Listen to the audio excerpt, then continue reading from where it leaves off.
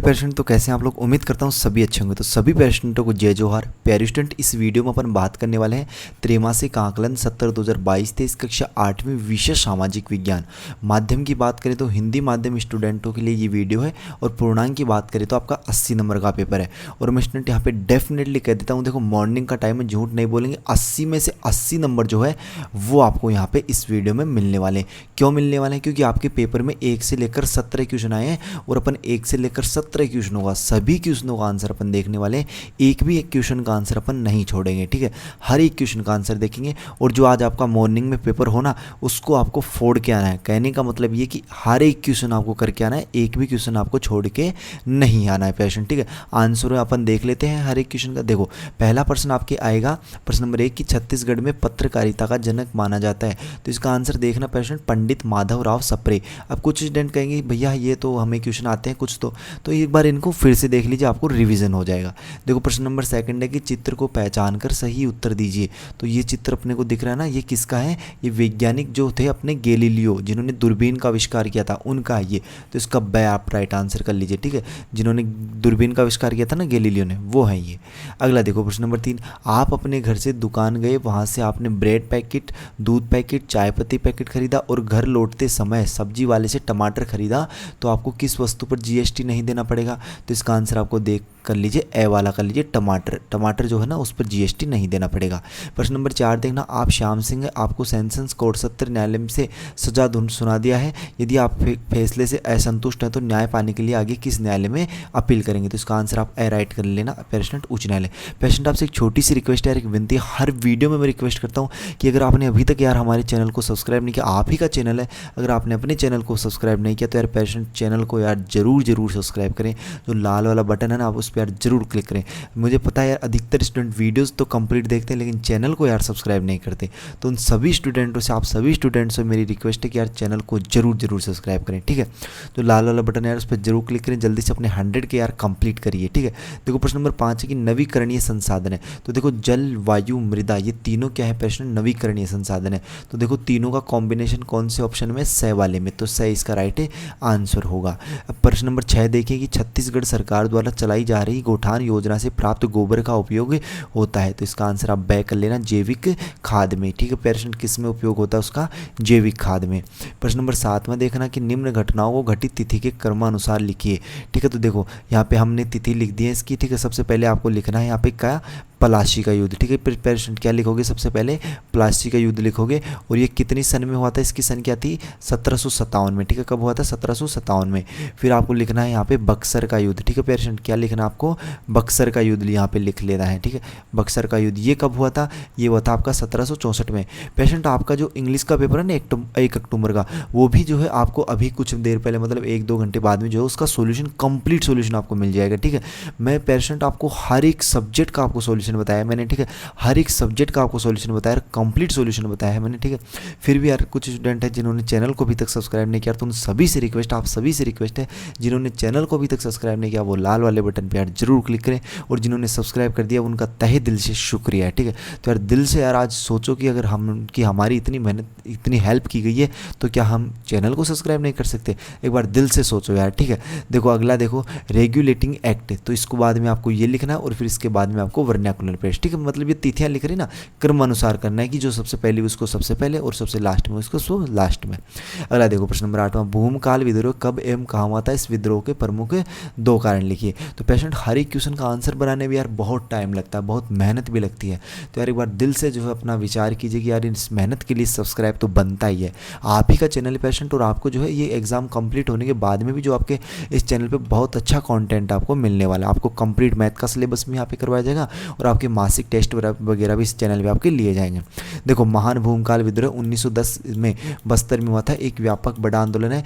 भूमकाल का अर्थ भूकंप या भूकंप का भूमि का जो कंपन है ना वो होता है। इस विद्रोह के प्रमुख नेता थे गुंडाधुर डेबरी धुर कुंवर बहादुर सिंह, बाला प्रसाद, दुलार सिंह नाजिर थे। ठीक है, भूमकाल के जो विद्रोह का कारण था ना पेशेंट, वो भी आप यहाँ पे लिख सकते हैं। ये आपका इनके जो प्रमुख कारण थे कि नई शिक्षा नीति आ गई थी, ईसाई मिशनरियों द्वारा आदिवासियों को धर्म परिवर्तन के लिए बाध्य कर रहे थे।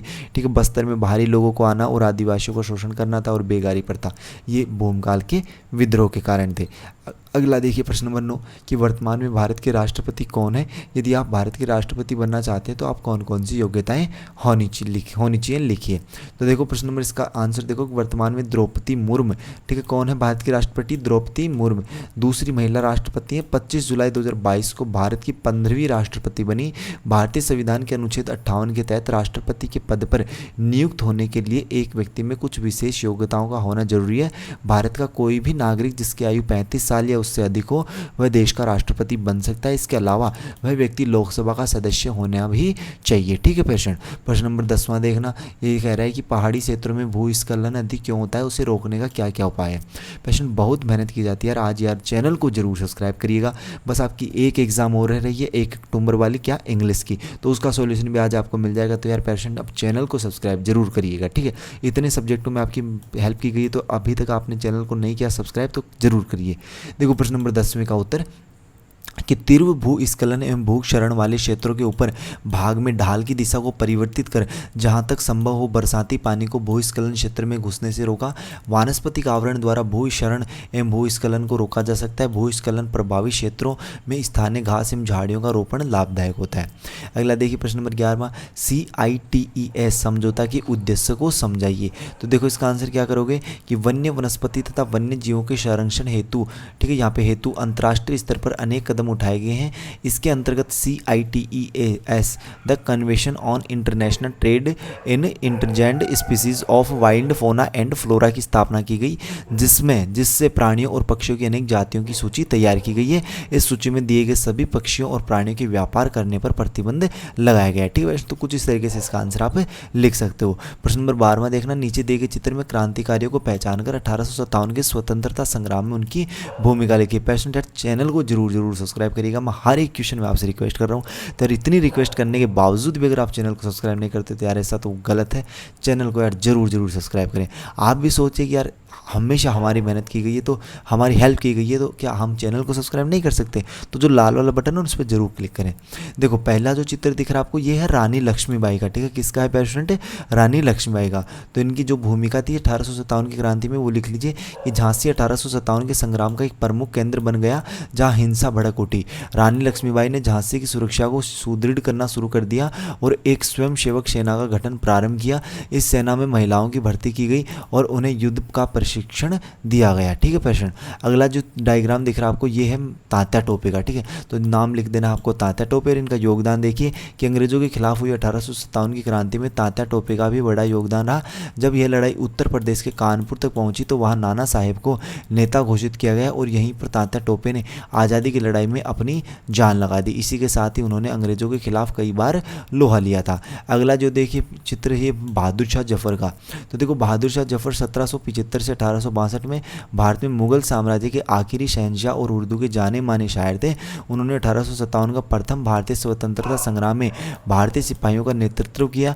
युद्ध में हार के बाद अंग्रेजों ने उन्हें बर्मा मतलब म्यांमार भेज दिया, जहां उनकी मृत्यु हुई। प्रश्न नंबर 13वां देखना, बायोगैस का नामांकित चित्रण करते हुए कोई 3 लाभ लिखिए। ठीक है, तो बायोगैस का जो नामांकित चित्रण हो जाएगा पेशेंट, वो कुछ इस तरीके से हो जाएगा आपका, और इसके बारे में आपको ये लाइनें लिख देनी है। अगला देखिए प्रश्न नंबर 14 कि जनहित याचिका से क्या आशय है, उदाहरण से समझाइए। पेशेंट चैनल को जरूर सब्सक्राइब करिएगा। मैं बार रिक्वेस्ट कर रहा हूँ यार, इतनी रिक्वेस्ट करने के बावजूद अगर आप सब्सक्राइब नहीं करो तो यार गलत है। ठीक है, देखो जनहित याचिका भारतीय कानून में सार्वजनिक हित की रक्षा के लिए मुकदमे का प्रावधान है। अन्य सामान्य अदालती याचिकाओं से अलग है। इसमें यह आवश्यक नहीं कि पीड़ित पक्ष स्वयं अदालत में जाए, यह किसी भी नागरिक या स्वयं न्यायालय द्वारा पीड़ितों के पक्ष में दायर किया जा सकता है। एक बार जनहित याचिका को पढ़ लेने के बाद आपको इसे उचित न्यायालय में दाखिल करना होगा। एक जनहित याचिका उसी तरह दायर की जाती है जैसे एक रीट याचिका हाई कोर्ट या सुप्रीम कोर्ट में दायर की जाती है। यदि आप उच्च न्यायालय में दाखिल कर रहे हैं तो याचिका की 2 प्रतियां न्यायालय को देनी होंगी।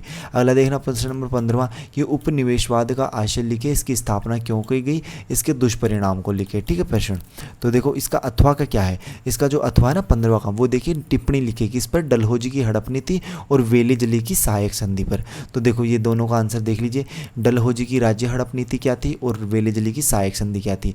तो इन दोनों के बारे में आपको यहाँ पे लिख लेना है कि डलहौजी की राज्य हड़प नीति और वेली जली की सहायक संधि। ठीक है, अगला देखिए प्रश्न नंबर 16 सतत पोषणीय विकास किसे कहते हैं, सतत पोषणीय विकास के सिद्धांतों को उल्लेख कीजिए। तो देखो सतत पोषणीय विकास आर्थिक विकास का अर्थ है, अर्थात विकास हो पर पर्यावरण को नुकसान पहुंचाए बिना हम संसाधनों का उपयोग करें पर सीमित मात्रा में तथा संसाधनों को बर्बाद होने से भी बचाएं, साथ ही भावी पीढ़ी के लिए भी संसाधनों को बचाकर रखें, तभी हम सतत पोषणीय विकास को प्राप्त कर सकते हैं। सतत पोषणीय विकास के लिए कुछ प्रमुख सिद्धांत निम्न प्रकार हैं।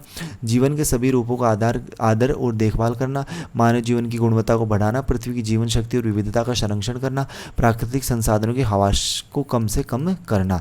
प्रश्न नंबर 17वां देखना प्रश्न क्या है, तो 17वां प्रश्न आपको कह रहा है कि लोकसभा और राज्यसभा में कोई 5 अंतर और इसके अथवा में कि मौलिक कर्तव्य किसे कहते हैं, 10 मौलिक कर्तव्यों का उल्लेख। तो प्रश्न लास्ट क्वेश्चन देख रहे हैं अपन 17वां। ठीक है, अगर अभी तक चैनल को सब्सक्राइब नहीं किया तो यार पहले इस क्वेश्चन का आंसर पढ़ने से पहले चैनल को सब्सक्राइब कर लीजिए, जल्दी से कर लीजिए पेशेंट। उम्मीद करता हूँ सभी ने जो है चैनल को सब्सक्राइब कर दिया होगा, तो सभी का जो है दिल से शुक्रिया अदा है पेशेंट।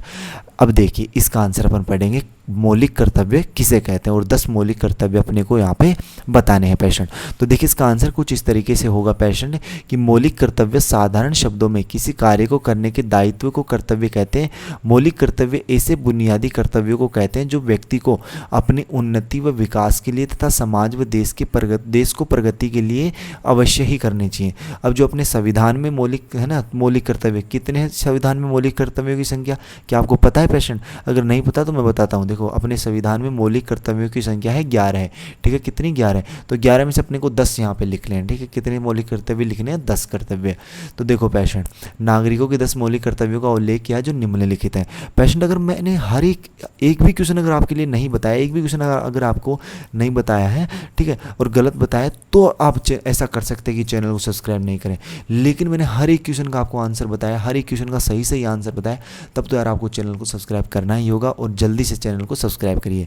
देखो इसके कर्तव्य कि संविधान का पालन और उसके आदर्शों, संस्थाओं, राष्ट्रीय ध्वज और राष्ट्रगीत का सम्मान करना, उन आदर्शों का सम्मान व अनुसरण करना जिनसे हमारी स्वतंत्रता की लड़ाई को प्रोत्साहन मिले, भारत की संप्रभुता, एकता और अखंडता की रक्षा करना, देश की रक्षा करना, जब आवश्यकता पड़े तो राष्ट्रीय सेवा में भाग लेना, हमारी सामाजिक संस्कृति की गौरवमयी परंपरा को बनाए रखना, भारत के सभी लोगों के बीच समरसता और भाईचारे की भावना का निर्माण करना, पर्यावरण का संरक्षण और उसका संवर्धन करना, वैज्ञानिक दृष्टिकोण और जिज्ञासा का विकास करना, सार्वजनिक संपत्ति को सुरक्षित रखना और व्यक्तिगत और सामूहिक गतिविधियों के सभी क्षेत्रों में उत्कर्ष की ओर बढ़ने का सतत प्रयास करना। तो इस प्रकार आपको 10 जो है मौलिक कर्तव्य लिख लेने हैं। अब पेशेंट जल्दी से देखिए, चैनल को सब्सक्राइब नहीं किया तो यार चैनल को जरूर सब्सक्राइब करिए यार, आपसे दिल से रिक्वेस्ट है यार पेशेंट।